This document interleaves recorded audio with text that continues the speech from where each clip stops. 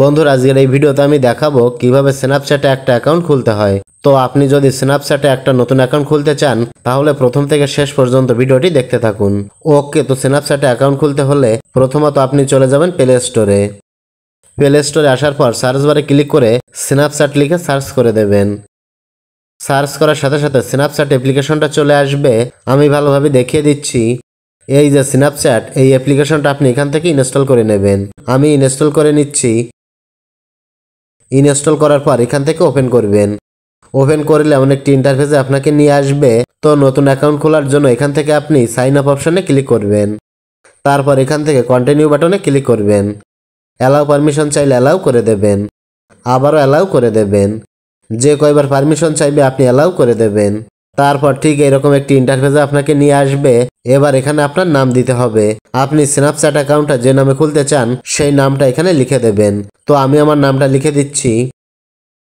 নামটা লেখার পর এখান থেকে অ্যাগ্রি অ্যান্ড কন্টিনিউ বাটনে ক্লিক করবেন।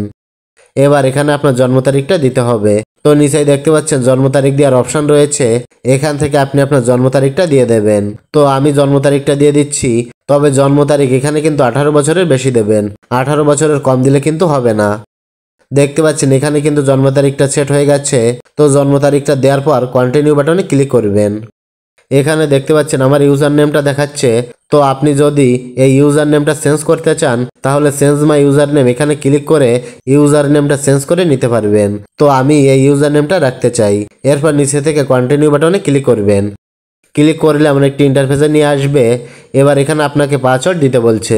আপনি এখানে একটা পাসওয়ার্ড দিয়ে দেবেন। পাসওয়ার্ডটা দেওয়ার পর এখান থেকে কন্টিনিউ বাটনে ক্লিক করবেন।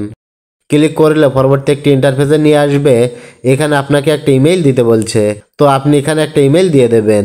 আমি আমার একটা ইমেল এখানে দিয়ে দিচ্ছি। ইমেলটা দেওয়ার পর কন্টিনিউ বাটনে ক্লিক করবেন।